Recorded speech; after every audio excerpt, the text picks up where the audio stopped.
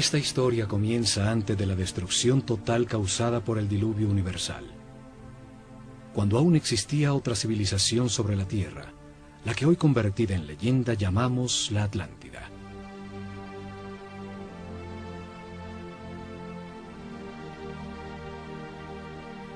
Tenían una sabiduría producto de la evolución de la conciencia del hombre durante miles de años, de las verdades comprendidas sobre el funcionamiento del universo y del proceso que llamamos vida.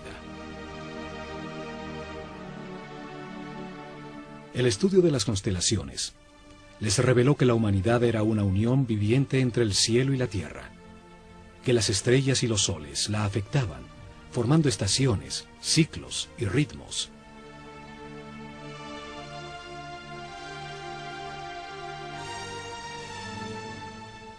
Sabios sacerdotes de la Escuela de Conocimiento de Naakal, en la Atlántida, descubrieron que el planeta estaba en los momentos finales de uno de estos ciclos.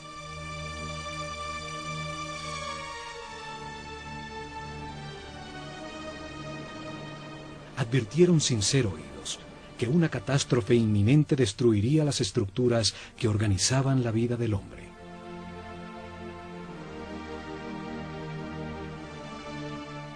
Sin apoyo del grueso de la población, construyeron unos pocos barcos cerrados por todos los lados y los protegieron con campos electromagnéticos de fuerzas que podían penetrar y disolver la materia. Dirigidos por el sumo sacerdote Chiquitet Arelish Bomalites, subieron a bordo con sus familias, unos pocos instrumentos, algunos animales domésticos, y hacia el este se alejaron de la Atlántida.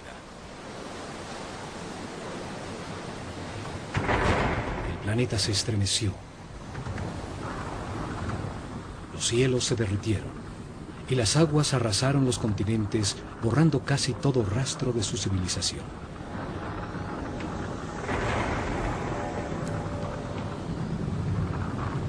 Como evidencia en dos lugares muy cerca a Egipto, se encontraron unas gigantescas losas de piedra, llamadas megalitos, que por su enorme tamaño, peso y difícil ensamblaje, demuestran una tecnología desaparecida, seguramente de la civilización atlante.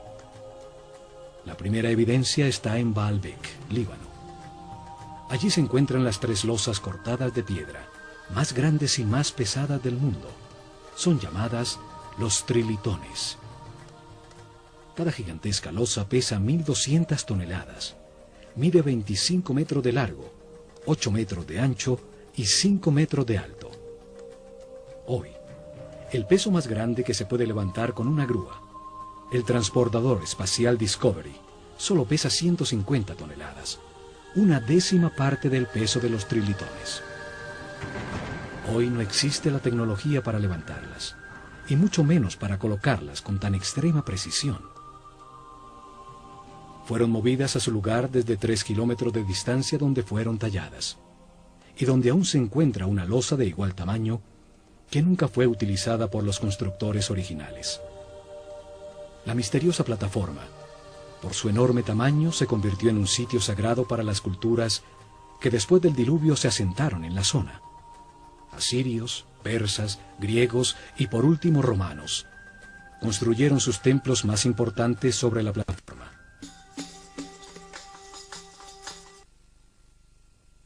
En Jerusalén, la ciudad sagrada para 3 religiones. Allí existen otros de estos megalitos, unas gigantescas losas de piedra, cada una con un peso mayor a 800 toneladas. Por su enorme e inexplicable tamaño, también se convirtieron en sitio sagrado alrededor de los cuales creció Jerusalén. Forman parte de la enorme plataforma que sostuvo al templo de los judíos y que hoy soporta la mezquita de El Aqsa y el Domo de la Roca. Las losas son parte de los cimientos del mismo Muro de los Lamentos. Hoy se llega hasta allí por un túnel que descubrió las enormes piedras. Los megalitos de Baalbek y Jerusalén formaban parte de construcciones desaparecidas por el cataclismo universal. Lograron permanecer en el sitio por ser tan masivas. Este cataclismo destruyó la civilización atlante. Sucedió alrededor del año 10.900 a.C., cuando el sistema solar atravesaba la constelación de Leo y quedó registrado en los libros sagrados de todas las culturas del mundo.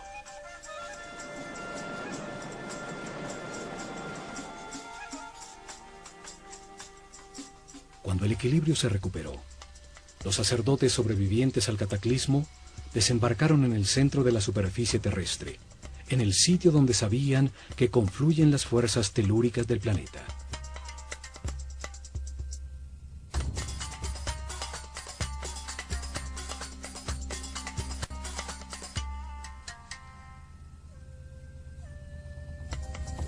Esperaban utilizar estas fuerzas para impulsar el pensamiento del hombre, construyendo masivas formas piramidales que resonaban, concentraban y transformaban la vibración fundamental del planeta en energía. Seres muy avanzados espiritualmente tenían un concepto de progreso que no estaba basado en la adquisición de comodidades materiales, sino en lograr la paz y la armonía interior, en transformar un limitado hombre animal en un superhombre.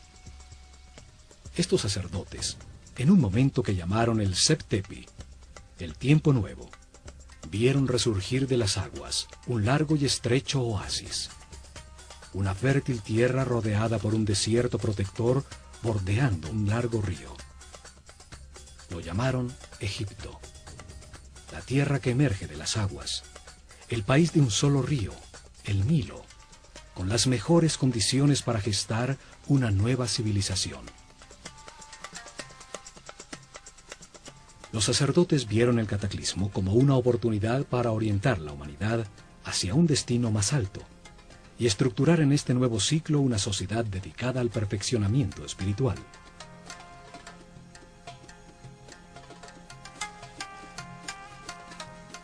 La Esfinge demuestra los enormes ciclos de tiempo que consideraban en sus planes.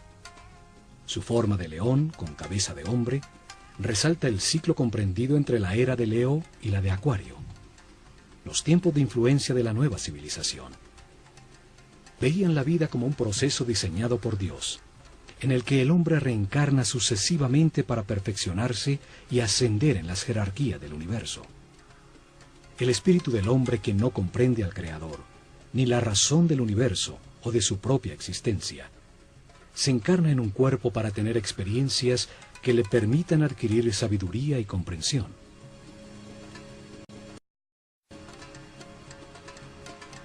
En el sitio donde reencarna y experimenta todo, tiene dos extremos opuestos. Es un universo polarizado y dual, que permite la comparación entre las partes para comprender cuál es verdad. Se aprende al vivir en carne propia el resultado de cada decisión y comportamiento en la vida. El sufrimiento permite entender la felicidad. La angustia permite entender la paz. A lo largo de muchas vidas, de comparar los dos extremos se comprende que lo único verdadero está en el centro, en la neutralidad del amor. A través de la reencarnación, el hombre comprende poco a poco. Se transforma en un ser respetuoso de todo lo que existe. Comprende, acepta que todas las circunstancias, aun las más difíciles, son perfectas, pues son lecciones para el perfeccionamiento espiritual. Vida tras vida, el hombre va ascendiendo de nivel, tiene más información, permanece en paz y armonía, maneja más energía vital, se transforma en un ser tolerante y respetuoso que accede a mayores poderes. Comprende que en el universo dual, en las circunstancias contradictorias, lo único que no tiene polaridad es el amor. El amor es neutro, como Dios. Con el zodíaco de Denderá, enseñaron que este proceso de aprendizaje toma a cada espíritu un ciclo cósmico, 12 eras zodiacales.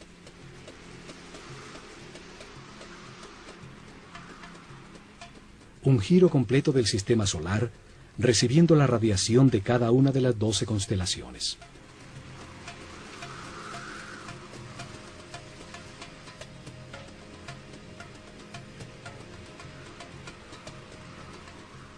Durante estos 25.920 años, reencarna 700 veces en distintos cuerpos, lugares, tiempos, circunstancias, condiciones y personalidades. En cada vida aprende algo distinto. Cada vez nace influenciado de distinta manera por las fuerzas que irradian las estrellas. Así, todo ser vivo cumple un ciclo cósmico, en el que recibe la energía de las 12 constelaciones, la influencia de los cielos, que marcan ritmos y producen distintos estados. Conociendo la relación de este proceso de aprendizaje, de las vidas del hombre en la Tierra, con el movimiento del planeta y del sistema solar, a través de las constelaciones, rigieron sus planes por las estrellas. Estructuraron un método para revelar información sobre Dios, el universo y el proceso de perfeccionamiento durante miles de años. Una forma para la vida y para qué existe. Establecieron unas fases para revelar información sobre Dios a su pueblo. Unas etapas que cambiarían con las eras zodiacales en la bóveda celeste. Épocas dedicadas a estudiar cómo Dios creó el universo y luego la conciencia del hombre. Cada fase de la revelación estuvo dirigida por un centro religioso que se construyó a lo largo de la columna vertebral de Egipto, el Nilo. Actuaron como los chakras o centros de transformación y distribución de energía e información al cuerpo del país.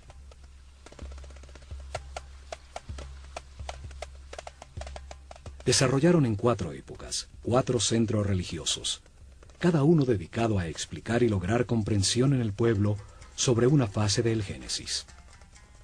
Cada uno dedicado a un momento distinto del único Dios, con nombres y formas simbólicas distintas.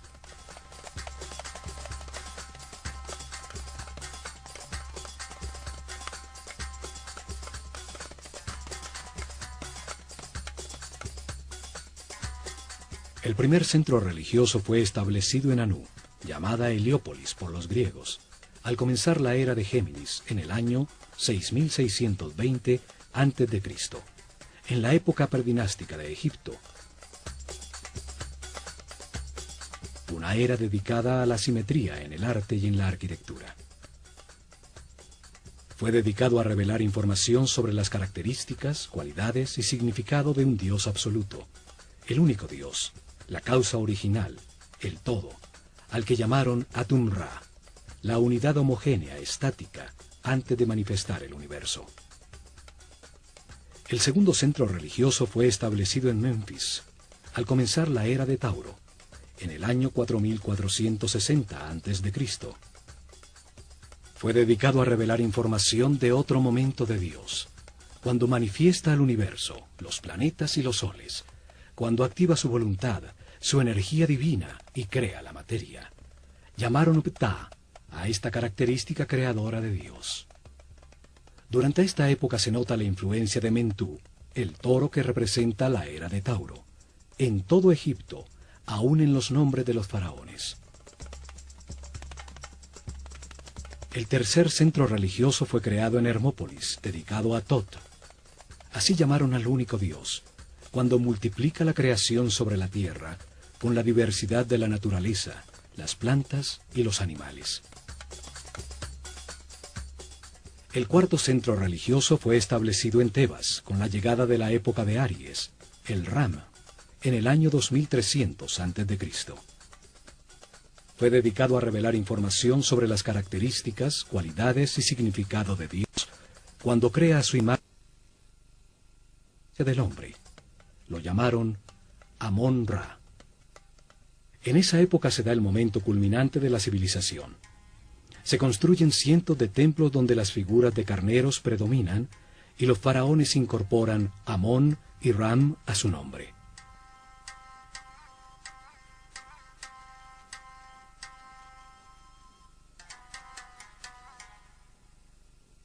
Los cambios de era o constelación zodiacal determinaron la duración de cada fase de la revelación.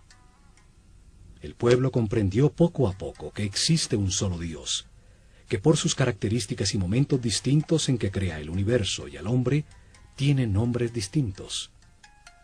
Crearon una escuela de misterios para transmitir su conocimiento, garantizando sacerdotes sucesores de su casta que continuaran el proceso de revelación. Alrededor de los templos y centros religiosos desarrollaron el país. En su interior se dedicaron a transformar a los iniciados en seres respetuosos, capaces de guiar a su pueblo y manejar las fuerzas fundamentales de la naturaleza.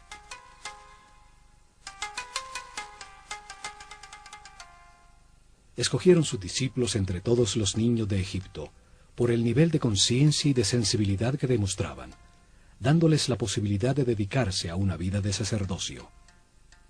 Les dieron información sobre el proceso de perfeccionamiento a través de la reencarnación, sobre Dios y el universo. Les enseñaron ciencias, arte, religión y filosofía. Los entrenaron en ejercitar su autocontrol. Aprendieron a conservar su energía vital, a comprender la importancia del respeto y el libre albedrío, acelerándoles el proceso evolutivo. Los convirtieron en los sucesores de su casta, sacerdotes con el conocimiento y el poder que éste produce, y la misión de guiar al pueblo en un camino de perfeccionamiento general. Se han encontrado estatuas de sacerdotes, unas saliendo de un cubo, otras representados como escribas, seres con el conocimiento. A unos pocos le adicionaron a su nombre la palabra Hotep, que significa sabio, como a Imhotep o Amenhotep, hijo de Apú, como reconocimiento a su sabiduría.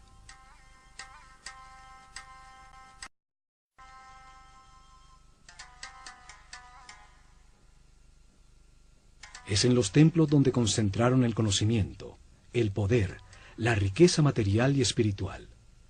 Desde allí impulsaron la organización desde la nada de la civilización egipcia.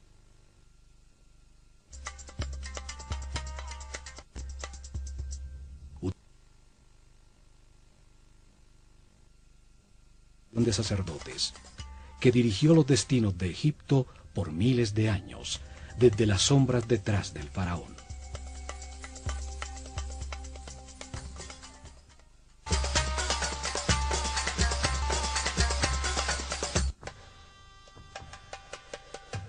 La Escuela de Misterios utilizó el ojo de Horus como su símbolo, una firma que aparece en los muros de todos los templos de Egipto. Un símbolo trae a la mente, evoca, lo comprendido de su forma, su acción principal, transmite una idea de manera muy simple, más allá de las palabras. Su significado puede ser entendido miles de años después de haber sido dibujado.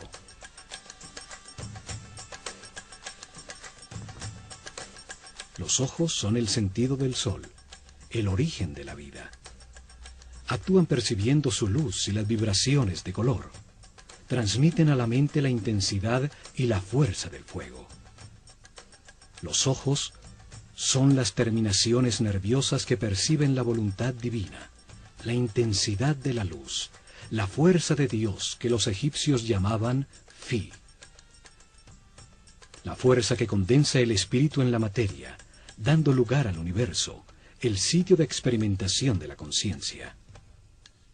Son los únicos nervios que salen a la superficie del cuerpo y que podemos observar en su funcionamiento vital. Florecen dentro de esferas llenas de un líquido blanco cristalino.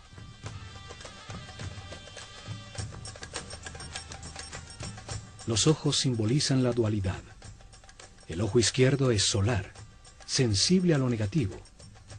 El derecho es lunar, sensible a lo positivo y afirmativo. Cruzan su información para producir la imagen mental correcta del espacio. Simbolizan la experimentación de la conciencia en un universo de contrastes, para encontrar la verdad por comparación entre las partes opuestas. Reaccionan a la luz activa del sol, produciendo en la mente la verdadera luz, la energía vital luminosa, una luz invisible que hace posible la inteligencia y la comprensión de la realidad. Los pájaros evocan la acción de volar, la libertad sin limitaciones materiales. El halcón es el pájaro que mejor ve. Horus el halcón, representa al espíritu cuando completa su aprendizaje en la vida mortal y limitada. Cuando comprende las verdades del universo, porque las ha verificado en muchas vidas, y se eleva sobre las limitaciones materiales, sobre el tiempo y el espacio. El ojo de Horus es la conciencia inmortal que todo lo sabe, que todo lo ve, puede volar muy alto sobre todo lo que existe, o fijar su atención en cualquier detalle. Evidentemente, los sabios sacerdotes se veían como los observadores y los guías de un proceso de perfeccionamiento hacia la luz. Por eso su símbolo era el ojo de Horus, el ojo que todo lo ve.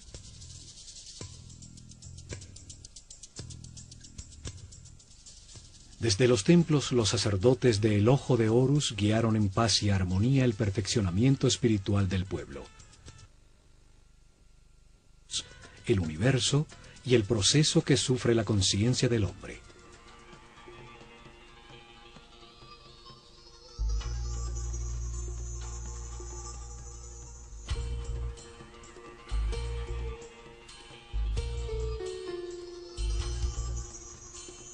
Protegido del exterior por altísimos muros, cada templo era un enorme complejo donde vivieron miles de personas, hombres y mujeres por igual, pues no había distinción de sexo.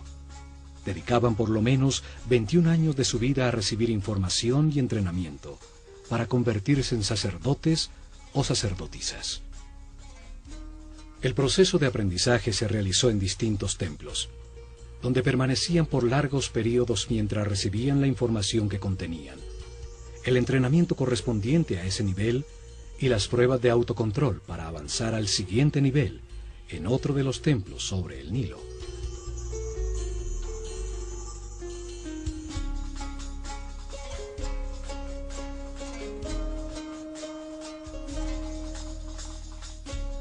Cada templo fue una biblioteca viva con información especializada.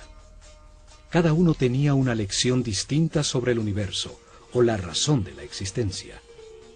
Cada templo contenía en su interior un tema sagrado distinto con información que da sentido a todo lo creado.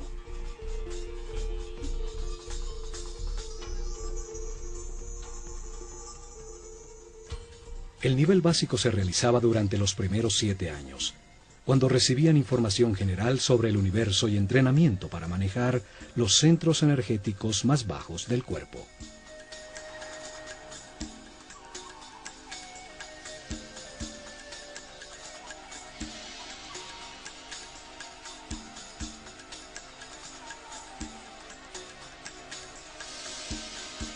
Tenían templos como el de Komombo, dedicados a entender la necesidad de un universo dual y polarizado, para permitir a la mente comparar entre extremos opuestos y así comprender qué es verdad. En su interior aprendieron a controlar el miedo a perder, a entender que se tiene lo que corresponde en cada vida, para vivir las experiencias de aprendizaje que se necesitan. Tenían instalaciones para despertar el miedo a la muerte, aprender a controlarlo y entender que la muerte es solo un paso a otra experiencia de aprendizaje. En túneles con agua y cocodrilos, grandes alturas, sitios cerrados con serpientes, los iniciados probaban su determinación. Allí recibieron información para superar el miedo a ser abandonado, los instintos de agresión y defensa, a entender la existencia de programas mentales inconscientes que generan reacciones automáticas para poder controlarlos. En el templo de Luxor, en Tebas, se transmitieron los conocimientos que tenían sobre el funcionamiento del cuerpo y entrenamiento para lograr que la conciencia no se identificara con él.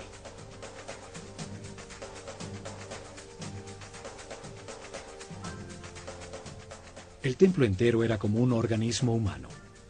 Cada salón representaba un órgano con información en sus muros sobre su función principal, el beneficio que el organismo total obtenía al realizarla y su relación con otros órganos.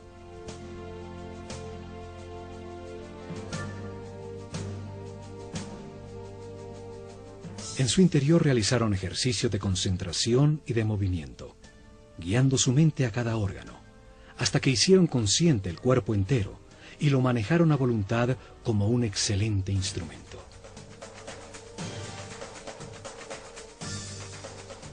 Varios templos con sacerdotisas de Neftis e Isis estaban dedicados a transmitir información y entrenamiento sobre las percepciones físicas, las emociones y deseos carnales del cuerpo, su diferencia con las emociones superiores, la intuición y la inspiración.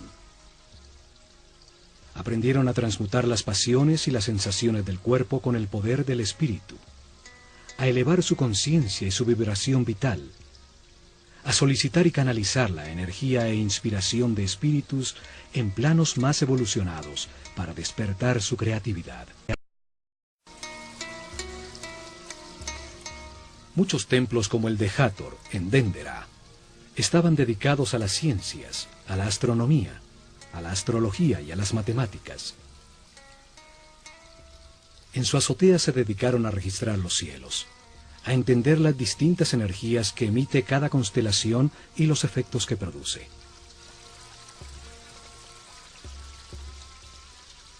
Sí, las estrellas, controlando la duración del año solar, la fecha exacta del desbordamiento del Nilo, el momento en que la Tierra cambió de la era de Tauro a la de Aries, los ciclos que afectan el proceso de evolución.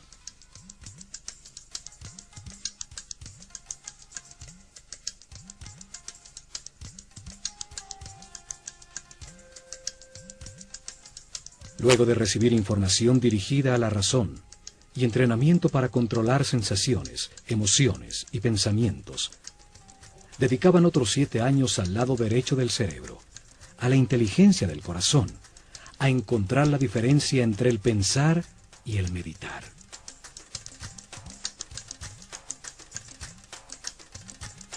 El templo de Karnak, el más grande de Egipto, estaba dedicado a la conciencia, a analizar las fuerzas que la moldean, a entender el proceso de evolución y a acelerarlo utilizando la concentración en conceptos, palabras, sensaciones, puntos exactos o movimientos.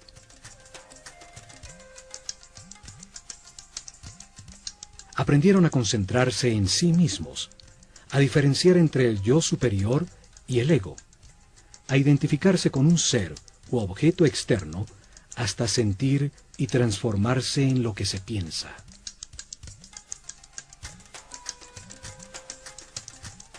Realizaron ejercicio de telepatía en cercanía física, luego a distancia en un momento determinado del día, hasta aprender a comunicarse mentalmente en cualquier momento.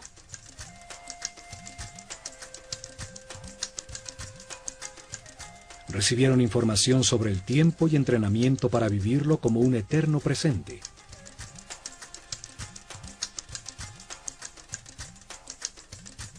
Entendieron que pensar es comparar para conocer, y que cuando todo se sabe ya no se piensa ni se compara. Aprendieron a cambiar de estado o nivel vibratorio, a manejar las circunstancias externas, logrando el equilibrio emocional como una decisión mental interna.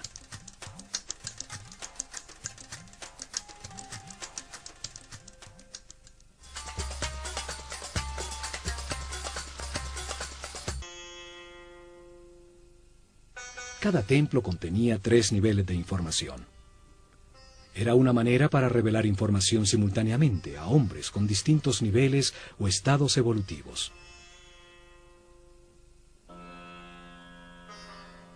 El primer nivel transmitía información básica dirigida al pueblo. Cada templo contaba una sencilla historia llena de símbolos y personajes fantásticos. Un drama sagrado fácilmente comprensible. Las ideas eran expresadas como mitos en forma de historia.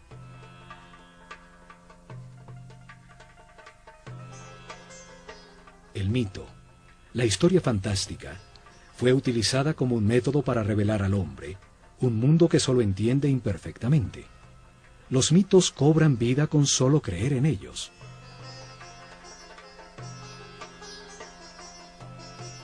Inventaron personajes con características simbólicas, con formas que traen a la mente su función y actividad principal, que participaban en sencillas historias, parábolas que cuentan verdades sobre la naturaleza humana, sin lo árido o lo abstracto de la filosofía o la metafísica.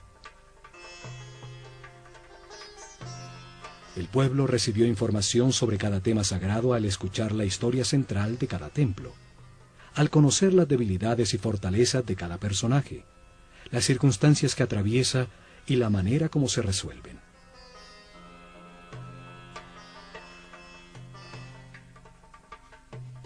Utilizaron un segundo nivel de información dirigido a los discípulos, seres con un nivel espiritual más elevado, y a los que se les explicaba directamente el mismo tema sagrado, de una manera más concreta y profunda.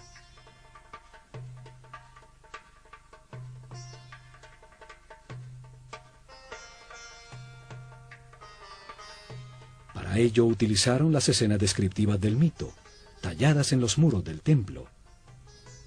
Se les explicaba cada personaje, lo que simboliza en el universo, la parte del proceso de perfeccionamiento que representa, el porqué de su forma, su comportamiento y su función principal.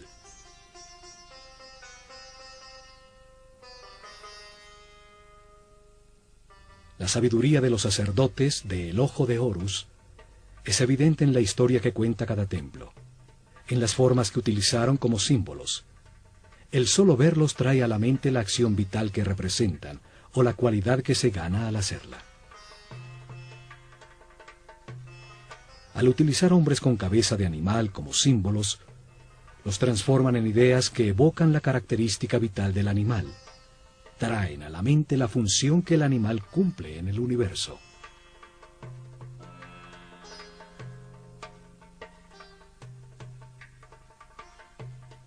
Un hombre con cabeza de chacal adquiere sus características, su instinto de orientación en el desierto. Siguiendo sus huellas, siempre se llega a tierra cultivada. Es entonces un excelente guía. Cada símbolo evoca una comprensión. La forma simple de un pájaro evoca en la mente el vuelo, la libertad. Un disco solar sobre la cabeza de un hombre habla de su claridad, de la sabiduría que irradia, de la información que tiene, del nivel de su conciencia.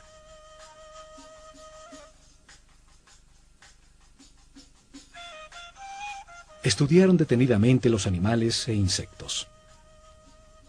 Así recolectaron un profundo conocimiento sobre su vida, sobre su actividad principal, sobre sus características vitales, los hábitos que desarrollaba para lograrlo, su dieta alimenticia, la duración de su gestación, sus hábitos sexuales, el sentido principal de su existencia.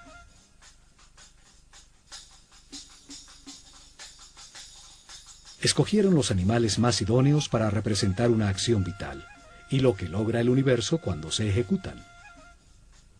El proceso del gusano que se arrastra y teje para luego transformarse en mariposa.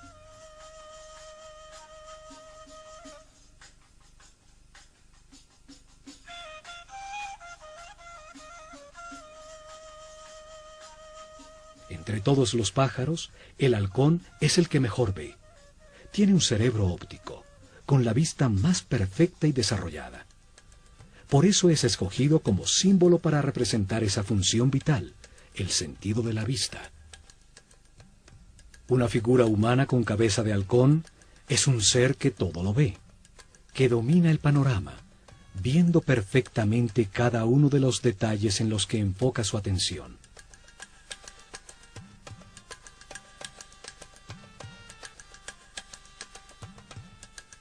Estas figuras llamadas dioses o néteres por los egiptólogos que creen que Egipto era politeísta y que adoraba a los animales, solo representan una acción vital, un comportamiento que transforma y perfecciona. Cada acción importante de la vida tiene un símbolo que la representa. Comunica la transformación que ocurre en la esencia del individuo que la ejecuta, lo que se obtiene.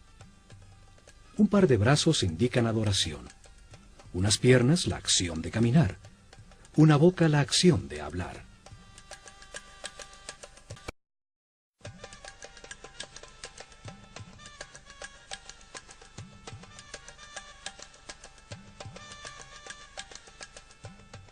Y por último, en un tercer nivel de información, cada templo guardó un código secreto embebido en el símbolo mismo, solo conocido por los altos sacerdotes y maestros, con información sobre fuerzas y energías fundamentales, cómo controlarlas y utilizarlas para prestar servicio a su pueblo.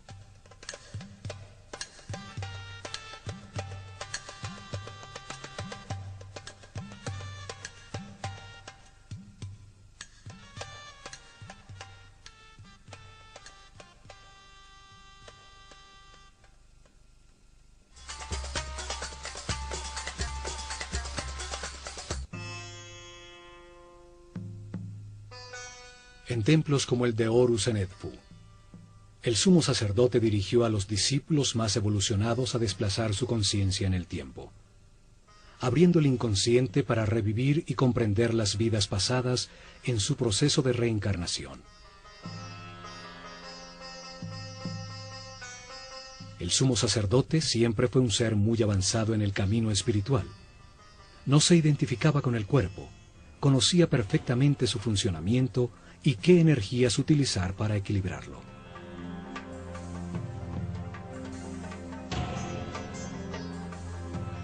Controlaba desde su centro nervioso en la corona el más alto nivel de energía vital.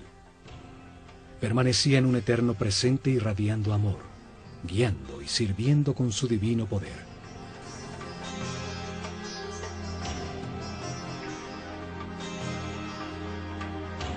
La materia solo recibe, se contrae. El dar es radiar. Es una característica vibracional del espíritu. Los seres de cada nivel reciben y transmiten a sus niveles inferiores.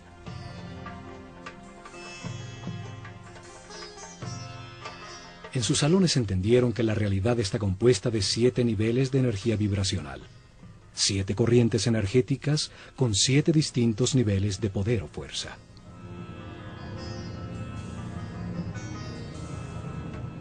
El cuerpo tiene 7 chakras o centro de transformación de la energía fundamental del universo. Cada ser humano en su vida presente utiliza uno de esos 7 centros, dependiendo del nivel de evolución de su conciencia. A mayor comprensión del universo, más respeto, más alto el chakra o centro nervioso que utiliza para transformar la energía. Mayor cantidad de energía procesa diariamente y más poderes trascendentales tiene. El sumo sacerdote podía controlar las fuerzas fundamentales por el altísimo nivel de energía vital en que permanecía su organismo. Su sistema neural tenía una resistencia correspondiente con ese nivel de energía.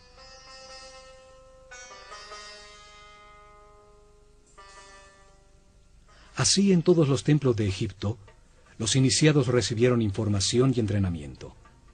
Aumentaron paulatinamente su nivel de energía vital y de manera correspondiente el nivel de resistencia de los nervios de su cuerpo.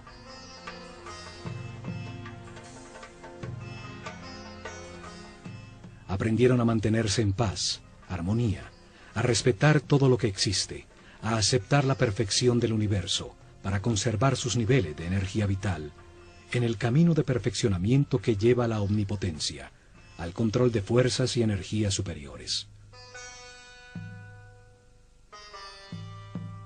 Una intensa preparación física, mental y espiritual, que terminaba con el momento de experimentar la totalidad y la nada, lo manifestado y lo inmanifestado, y recibir en una pirámide una poderosa energía que permite vislumbrar el 7º nivel de conciencia. Durante la era de Tauro, se dedicaron a experimentar con una forma piramidal de tecnología resonante que transformaba las vibraciones del planeta en energía, un conocimiento heredado que había de llevar a la práctica.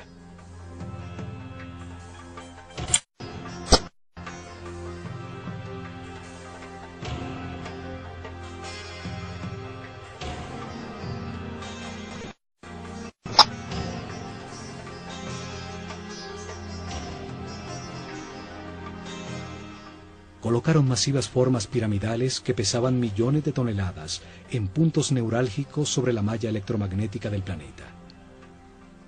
La masa piramidal, que contenía millones de partículas de cuarzo, vibraba con la Tierra, produciendo energía por la fricción de sus moléculas, en un fenómeno que hoy llamamos piezoeléctrico. Construyeron muchas pirámides, hasta llegar al modelo que funcionaba perfectamente en la pirámide de Keops.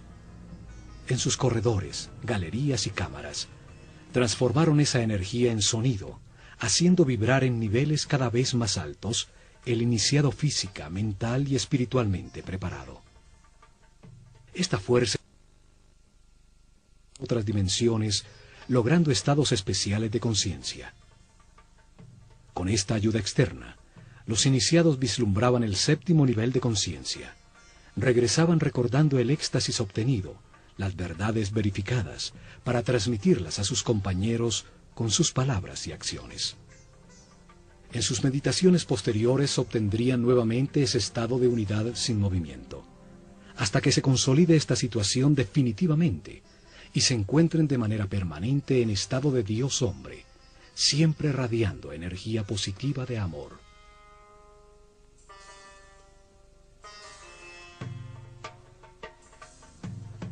Los conocimientos sobre las formas puras del universo, los bloques básicos con los que se organiza la energía y la materia, fueron fundamentales para el desarrollo de la civilización egipcia.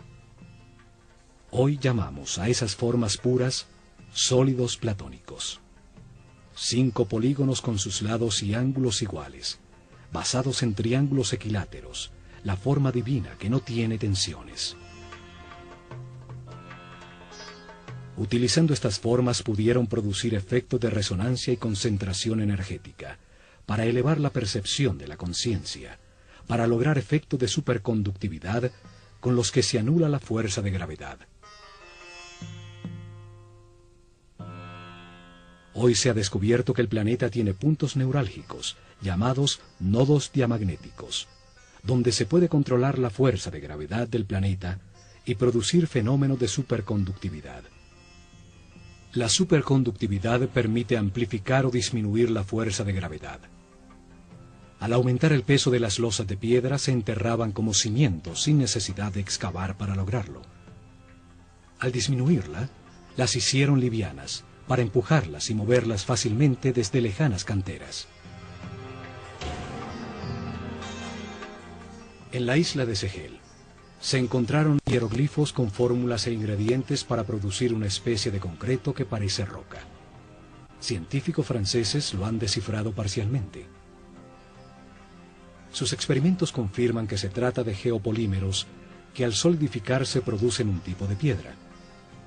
Esto explica la facilidad para hacer juntas tan exactas entre las piedras de sus templos, logrando utilizar los bloques ya fundidos como formaleta de los nuevos.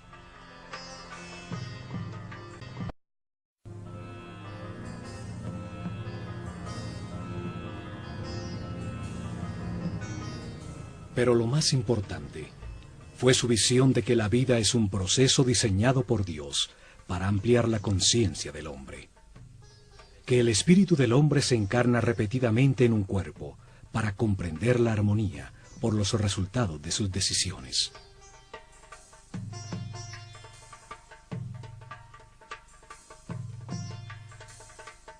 Al vivir muchas vidas con experiencias opuestas, de angustia y paz, de depresión y felicidad, de riqueza y pobreza, de salud y enfermedad, comprende la razón de su existencia y termina con las limitaciones materiales, transformándose en un superhombre inmortal. Un ser que no pierde en la muerte la conciencia o la información acumulada. Un espíritu sabio al final de un proceso que sube otro peldaño más en la perfección del universo.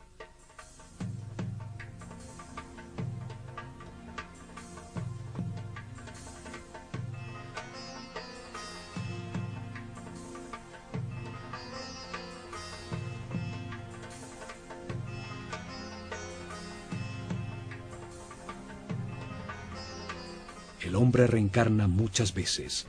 Al principio su animalidad es dominante. La intolerancia y la agresión determinan una vida de sufrimiento. Poco a poco, se satura del dolor y al buscar remediarlo deja de atacar.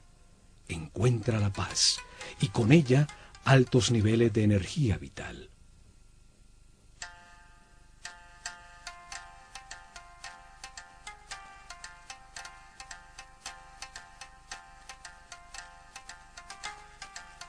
Con la información del proceso de perfeccionamiento y de las leyes que lo regulan, los egipcios mejoraron su vida. Aceptaron los momentos difíciles como parte de su camino de aprendizaje, logrando permanecer en paz y armonía.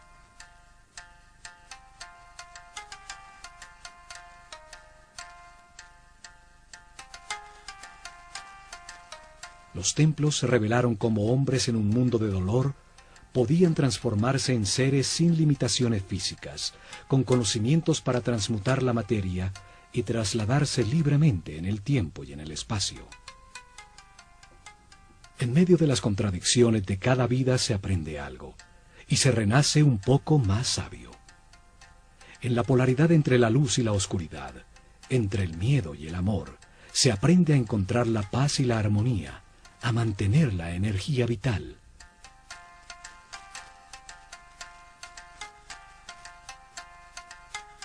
Al experimentar en carne propia los tormentos y la angustia que producen la ira, el odio, el rencor o la venganza, se comprende el valor de la armonía. Al comprender que cada decisión produce paz o sufrimiento, se puede pasar del infierno de la vida al cielo de la misma. El pueblo entendió que todas las acciones de la vida diaria, pescar, sembrar, cosechar, son una manera de acercarse a Dios, de ser más perfectos cada día. Lograron una comunidad en paz y una felicidad tal, que cuando el historiador griego Heródoto visitó Egipto en el año 500 a.C., no pudo menos que afirmar: de todas las naciones de la tierra, los sanos y religiosos.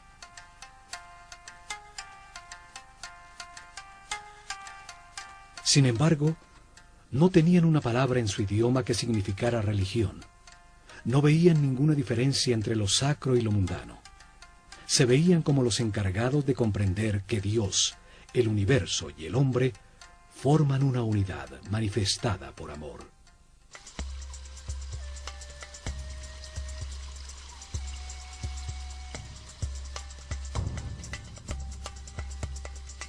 En estos programas del Ojo de Horus, veremos el mensaje que los egipcios transmitieron en sus templos, que todos los hombres avanzan por un camino de perfeccionamiento que toma muchas vidas.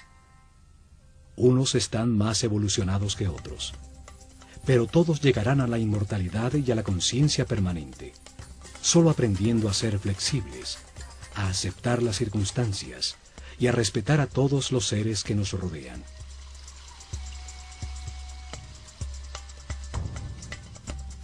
El camino puede ser de sufrimiento o de paz y armonía.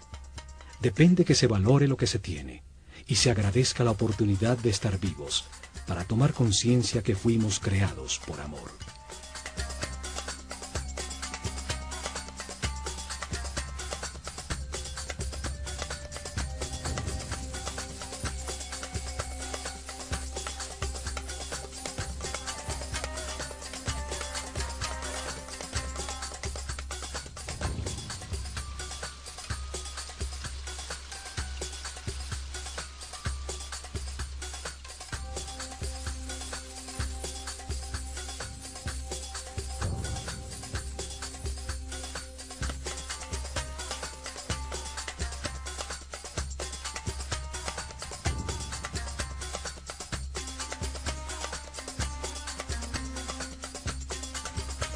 Sólidos platónicos. 5 polígonos con sus lados y ángulos iguales, basados en triángulos equiláteros, la forma divina que no tiene tensiones. Utilizando estas formas pudieron producir efectos de resonancia y concentración energética, para elevar la percepción de la conciencia, para lograr efectos de superconductividad con los que se anula la fuerza de gravedad. Hoy se ha descubierto que el planeta tiene puntos neurálgicos, llamados nodos diamagnéticos, donde se puede controlar la fuerza de gravedad del planeta y producir fenómenos de superconductividad. La superconductividad permite amplificar o disminuir la fuerza de gravedad. Al aumentar el peso de las losas de piedra se enterraban como cimientos sin necesidad de excavar para lograrlo. Al disminuirla, las hicieron livianas para empujarlas y moverlas fácilmente desde lejanas canteras. En la isla de Segel se encontraron hieroglifos con fórmulas e ingredientes para producir una especie de concreto que parece roca. Científicos franceses lo han descifrado parcialmente. Sus experimentos confirman que se trata de geopolímeros que al solidificarse producen un tipo de piedra. Esto explica la facilidad para hacer juntas tan exactas entre las piedras de sus templos, logrando utilizar los bloques ya fundidos como formaleta de los nuevos.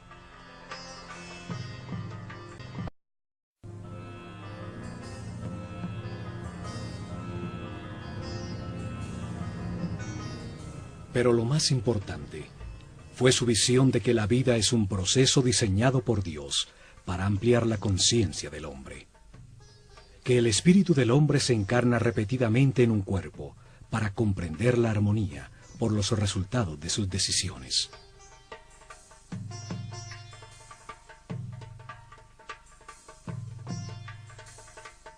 Al vivir muchas vidas con experiencias opuestas, de angustia y paz, de depresión y felicidad, de riqueza y pobreza, de salud y enfermedad, comprende la razón de su existencia y termina con las limitaciones materiales, transformándose en un superhombre inmortal. Un ser que no pierde en la muerte la conciencia o la información acumulada. Un espíritu sabio al final de un proceso que sube otro peldaño más en la perfección del universo.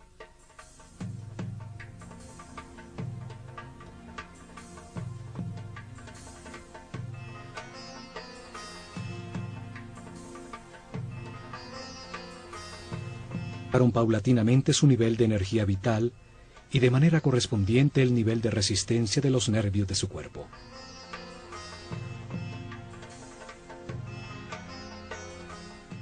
Aprendieron a mantenerse en paz, armonía, a respetar todo lo que existe, a aceptar la perfección del universo para conservar sus niveles de energía vital en el camino de perfeccionamiento que lleva a la omnipotencia, al control de fuerzas y energías superiores. Una intensa preparación física, mental y espiritual que terminaba con el momento de experimentar la totalidad y la nada, lo manifestado y lo inmanifestado, y recibir en una pirámide una poderosa energía que permite vislumbrar el séptimo nivel de conciencia. Durante la era de Tauro, se dedicaron a experimentar con una forma piramidal de tecnología resonante que transformaba las vibraciones del planeta en energía. Un conocimiento heredado que había de llevar a la práctica.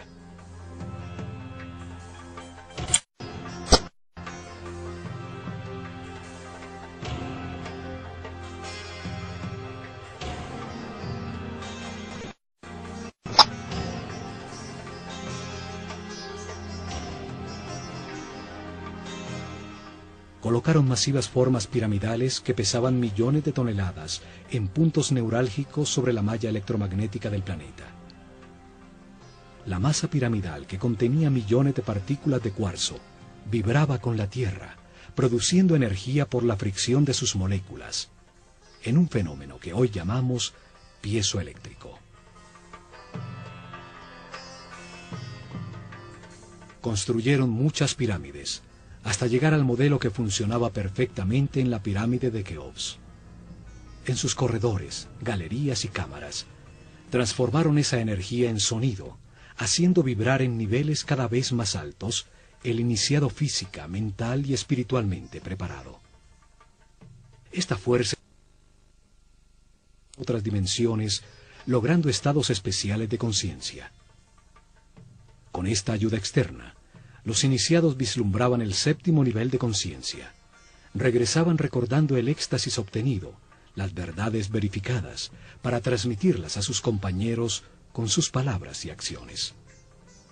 En sus meditaciones posteriores obtendrían nuevamente ese estado de unidad sin movimiento, hasta que se consolide esta situación definitivamente y se encuentren de manera permanente en estado de Dios-hombre, siempre radiando energía positiva de amor.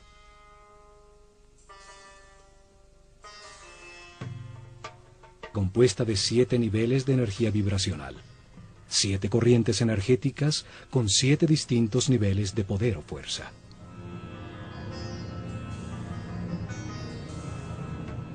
El cuerpo tiene 7 chakras o centro de transformación de la energía fundamental del universo. Cada ser humano en su vida presente utiliza uno de esos 7 centros, dependiendo del nivel de evolución de su conciencia. A mayor comprensión del universo, más respeto, más alto el chakra o centro nervioso que utiliza para transformar la energía. Mayor cantidad de energía procesa diariamente y más poderes trascendentales tiene. El sumo sacerdote podía controlar las fuerzas fundamentales por el altísimo nivel de energía vital en que permanecía su organismo. Su sistema neural tenía una resistencia correspondiente con ese nivel de energía.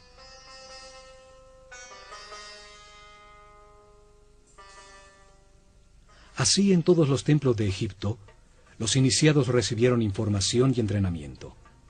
Aumentaron paulatinamente su nivel de energía vital y de manera correspondiente el nivel de resistencia de los nervios de su cuerpo.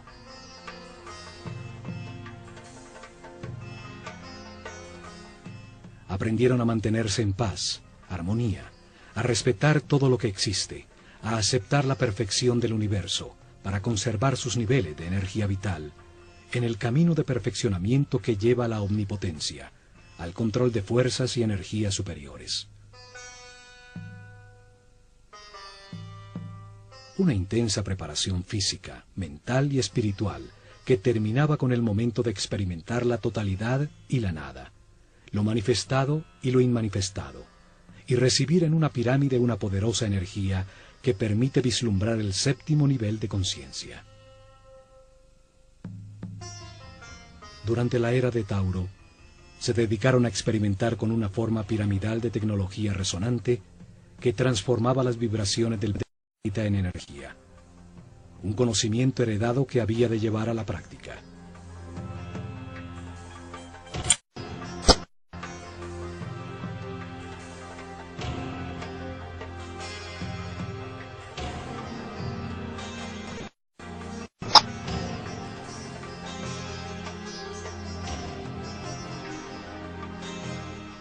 Colocaron masivas formas piramidales que pesaban millones de toneladas en puntos neurálgicos sobre la malla electromagnética del planeta.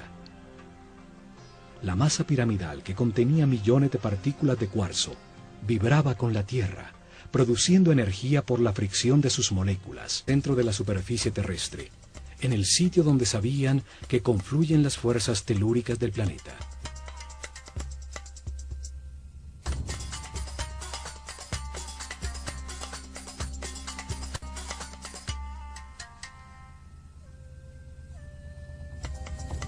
Esperaban utilizar estas fuerzas para impulsar el pensamiento del hombre, construyendo masivas formas piramidales que resonaban, concentraban y transformaban la vibración fundamental del planeta en energía.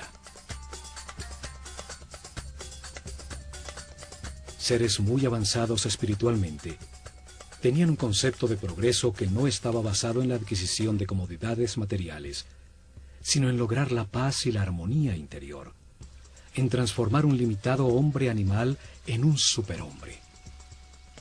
Estos sacerdotes, en un momento que llamaron el Septepi, el tiempo nuevo, vieron resurgir de las aguas un largo y estrecho oasis, una fértil tierra rodeada por un desierto protector bordeando un largo río.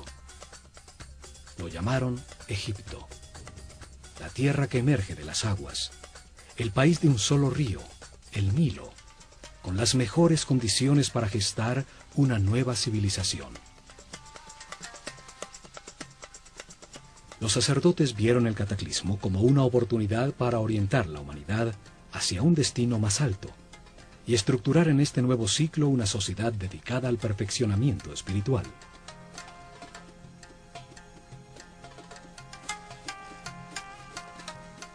La Esfinge demuestra los enormes ciclos de tiempo que consideraban en sus planes. Su forma de león, con cabeza de hombre, resalta el ciclo comprendido entre la era de Leo y la de Acuario, los tiempos de influencia de la nueva civilización.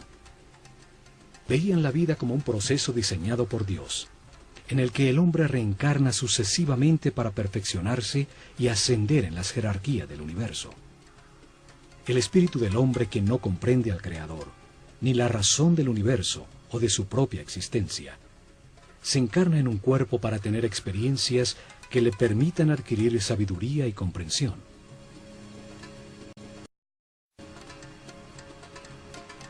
En el sitio donde reencarna y experimenta todo, tiene dos extremos opuestos. Es un universo polarizado y dual, que permite la comparación entre las partes para comprender cuál es verdad. Se aprende al vivir en carne propia el resultado de cada decisión y comportamiento en la vida. El sufrimiento permite entender la felicidad.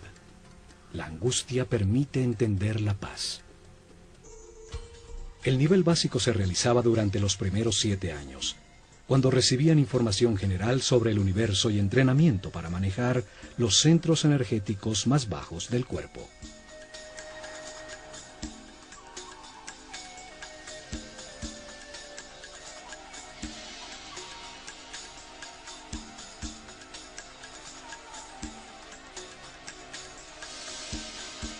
Tenían templos como el de Komombo, dedicados a entender la necesidad de universo dual y polarizado, para permitir a la mente comparar entre extremos opuestos y así comprender qué es verdad.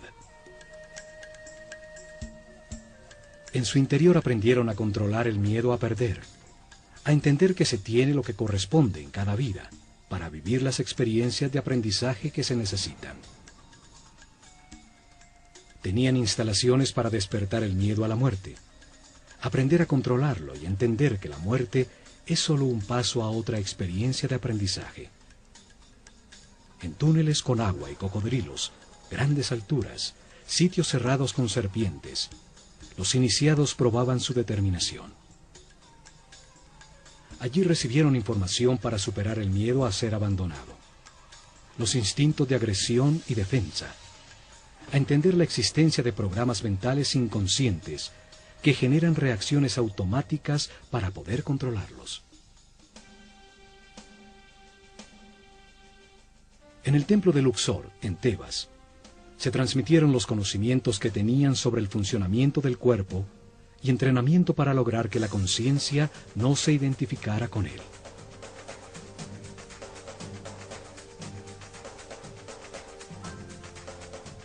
El templo entero era como un organismo humano. Cada salón representaba un órgano con información en sus muros sobre su función principal, el beneficio que el organismo total obtenía al realizarla y su relación con otros órganos.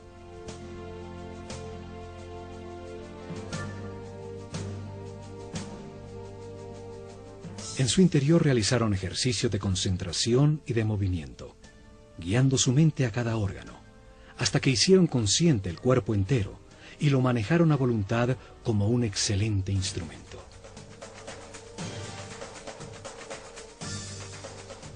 Varios templos con sacerdotisas de Neftis e Isis estaban dedicados a transmitir información y entrenamiento sobre las percepciones físicas, las emociones y deseos carnales del cuerpo, su diferencia con las emociones superiores, la intuición y la inspiración.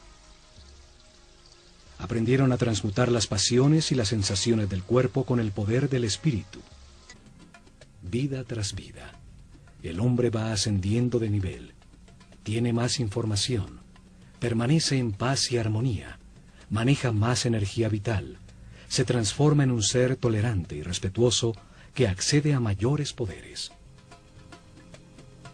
Comprende que en el universo dual, en las circunstancias contradictorias, lo único que no tiene polaridad es el amor. El amor es neutro, como Dios. Con el zodíaco de Denderah, enseñaron que este proceso de aprendizaje toma a cada espíritu un ciclo cósmico, 12 eras zodiacales.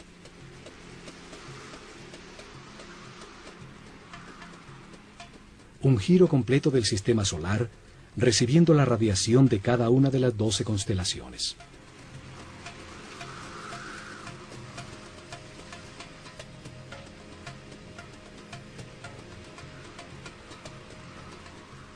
Durante estos 25.920 años, reencarna 700 veces en distintos cuerpos, lugares, tiempos, circunstancias, condiciones y personalidades. En cada vida aprende algo distinto. Cada vez nace influenciado de distinta manera por las fuerzas que irradian las estrellas. Así, todo ser vivo cumple un ciclo cósmico, en el que recibe la energía de las 12 constelaciones, la influencia de los cielos, que marcan ritmos y producen distintos estados. Conociendo la relación de este proceso de aprendizaje, de las vidas del hombre en la Tierra, con el movimiento del planeta y del sistema solar, a través de las constelaciones, rigieron sus planes por las estrellas. Estructuraron un método para revelar información sobre Dios, el universo y el proceso de perfeccionamiento durante miles de años. Una forma para la vida y para qué existe. Establecieron unas fases para revelar información sobre Dios a su pueblo. Unas etapas que cambiarían con las eras zodiacales en la bóveda celeste. Épocas dedicadas a estudiar cómo Dios creó el universo y luego la conciencia del hombre.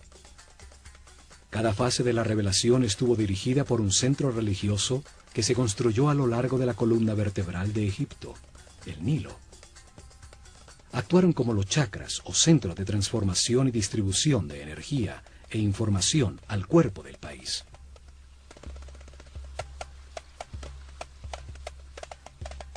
Desarrollaron en 4 épocas, 4 centros religiosos, cada uno dedicado a explicar y lograr comprensión en el pueblo sobre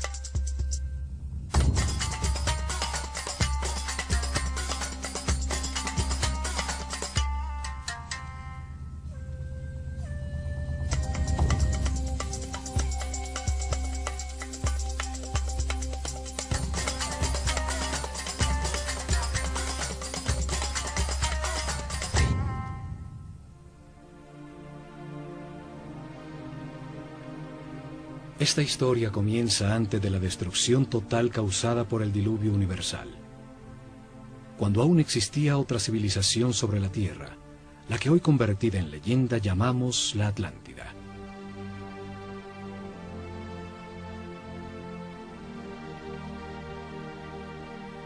Tenían una sabiduría producto de la evolución de la conciencia del hombre durante miles de años, de las verdades comprendidas sobre el funcionamiento del universo y del proceso que llamamos vida.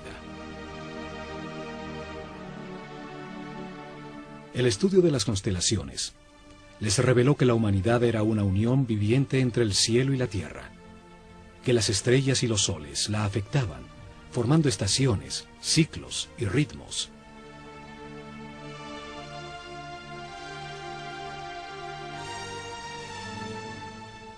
Sabios sacerdotes de la Escuela de Conocimiento de Naakal, en la Atlántida, descubrieron que el planeta estaba en los momentos finales de uno de estos ciclos.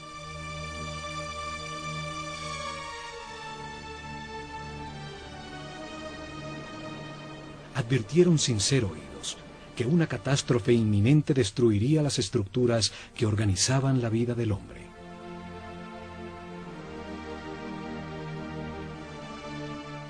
Sin apoyo del grueso de la población, construyeron unos pocos barcos cerrados por todos los lados y los protegieron con campos electromagnéticos de fuerzas que podían penetrar y disolver la materia.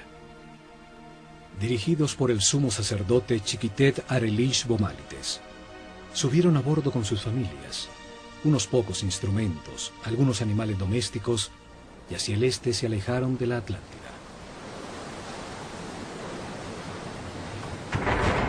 El planeta se estremeció. Los cielos se derritieron y las aguas arrasaron los continentes, borrando casi todo rastro de su civilización.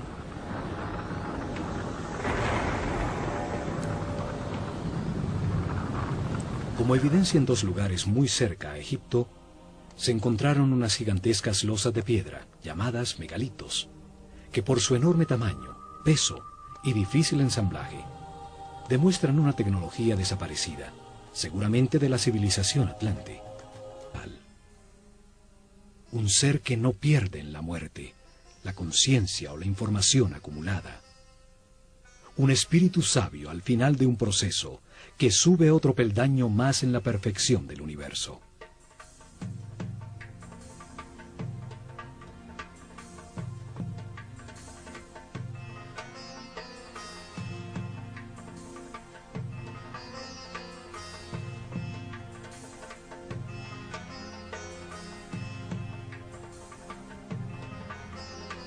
El hombre reencarna muchas veces. Al principio su animalidad es dominante. La intolerancia y la agresión determinan una vida de sufrimiento. Poco a poco, se satura del dolor y al buscar remediarlo deja de atacar. Encuentra la paz y con ella altos niveles de energía vital.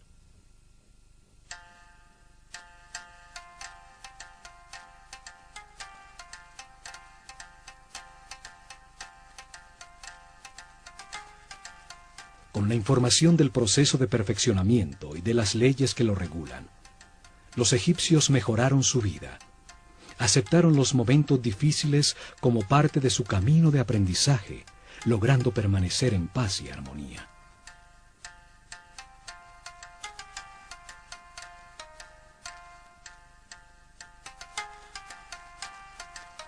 Los templos se revelaron como hombres en un mundo de dolor. Podían transformarse en seres sin limitaciones físicas, con conocimientos para transmutar la materia y trasladarse libremente en el tiempo y en el espacio. En medio de las contradicciones de cada vida se aprende algo, y se renace un poco más sabio.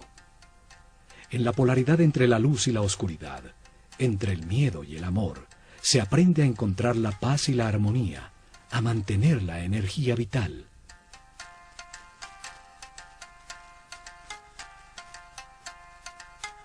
Al experimentar en carne propia los tormentos y la angustia que producen la ira, el odio, el rencor o la venganza, se comprende el valor de la armonía.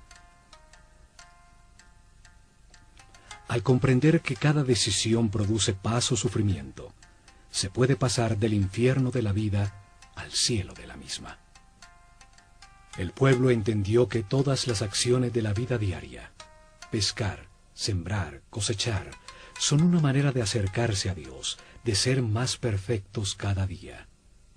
Lograron una comunidad en paz y una felicidad tal, que cuando el historiador griego Heródoto visitó Egipto en el año 500 a.C., no pudo menos que afirmar: de todas las niveles de energía vibracional, 7 corrientes energéticas con 7 distintos niveles de poder o fuerza.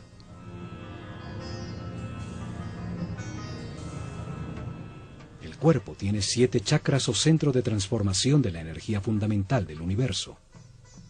Cada ser humano en su vida presente utiliza uno de esos 7 centros, dependiendo del nivel de evolución de su conciencia. A mayor comprensión del universo, más respeto, más alto el chakra o centro nervioso que utiliza para transformar la energía. Mayor cantidad de energía procesa diariamente y más poderes trascendentales tiene. El sumo sacerdote podía controlar las fuerzas fundamentales por el altísimo nivel de energía vital en que permanecía su organismo. Su sistema neural tenía una resistencia correspondiente con ese nivel de energía.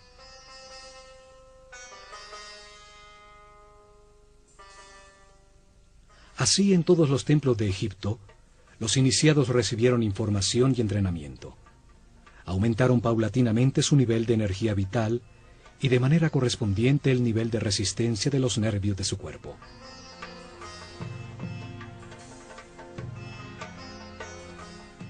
Aprendieron a mantenerse en paz, armonía, a respetar todo lo que existe, a aceptar la perfección del universo para conservar sus niveles de energía vital en el camino de perfeccionamiento que lleva a la omnipotencia, al control de fuerzas y energías superiores.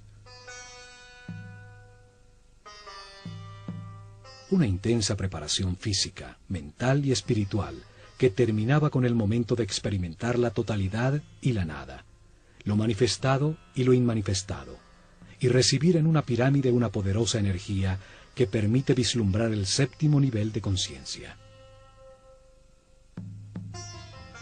Durante la era de Tauro, se dedicaron a experimentar con una forma piramidal de tecnología resonante que transformaba las vibraciones del planeta en energía. Un conocimiento heredado que había de llevar a la práctica.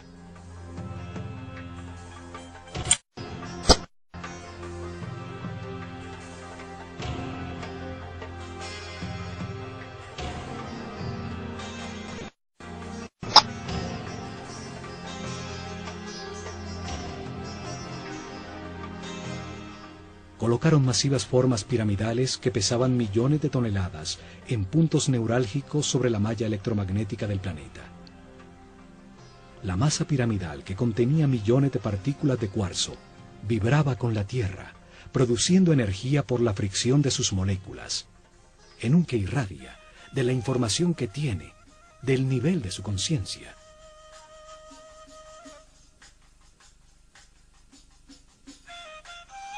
Estudiaron detenidamente los animales e insectos. Así recolectaron un profundo conocimiento sobre su vida, sobre su actividad principal, sobre sus características vitales, los hábitos que desarrollaba para lograrlo, su dieta alimenticia, la duración de su gestación, sus hábitos sexuales, el sentido principal de su existencia.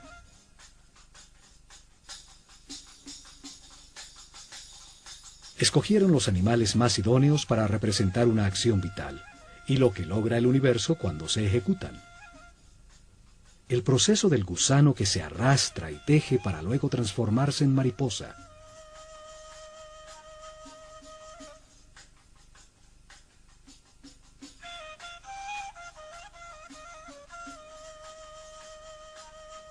Entre todos los pájaros, el halcón es el que mejor ve. Tiene un cerebro óptico, con la vista más perfecta y desarrollada.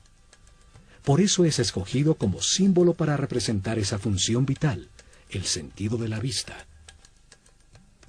Una figura humana con cabeza de halcón es un ser que todo lo ve, que domina el panorama, viendo perfectamente cada uno de los detalles en los que enfoca su atención.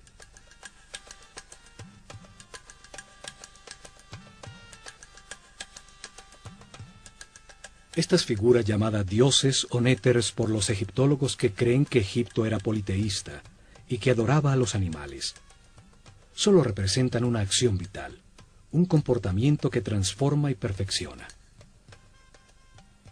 Cada acción importante de la vida tiene un símbolo que la representa. Comunica la transformación que ocurre en la esencia del individuo que la ejecuta, lo que se obtiene. Un par de brazos indican adoración. Unas piernas, la acción de caminar. Una boca, la acción de hablar.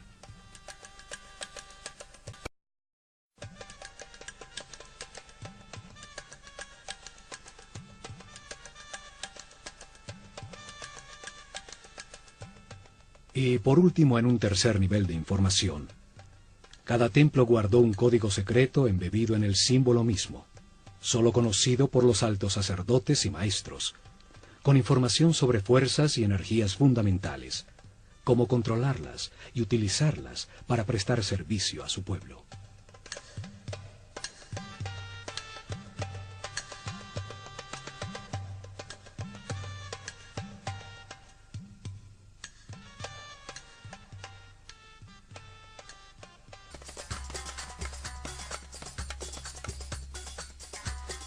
El primer centro religioso fue establecido en Anú, llamada Heliópolis por los griegos, al comenzar la era de Géminis en el año 6620 a.C., en la época predinástica de Egipto.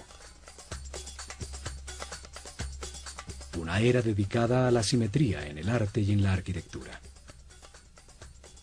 Fue dedicado a revelar información sobre las características, cualidades y significado de un Dios absoluto, el único Dios, la causa original, el todo, al que llamaron Atum-Ra, la unidad homogénea, estática, antes de manifestar el universo. El segundo centro religioso fue establecido en Memphis, al comenzar la era de Tauro, en el año 4460 a.C. Fue dedicado a revelar información de otro momento de Dios, cuando manifiesta al universo, los planetas y los soles, cuando activa su voluntad, su energía divina y crea la materia. Llamaron Ptah a esta característica creadora de Dios. Durante esta época se nota la influencia de Mentú, el toro que representa la era de Tauro, en todo Egipto, aún en los nombres de los faraones. El tercer centro religioso fue creado en Hermópolis, dedicado a Tot. Así llamaron al único Dios, cuando multiplica la creación sobre la tierra, con la diversidad de la naturaleza, las plantas y los animales. El cuarto centro religioso fue establecido en Tebas, con la llegada de la época de Aries, el Ram, en el año 2300 a.C. Fue dedicado a revelar información sobre las características, cualidades y significado de Dios, cuando crea a su imagen del hombre. Lo llamaron Amón-Ra. En esa época se da el momento culminante de la civilización. Se construyen cientos de templos donde las figuras de carneros predominan y los faraones incorporan Amón y Ram a su nombre.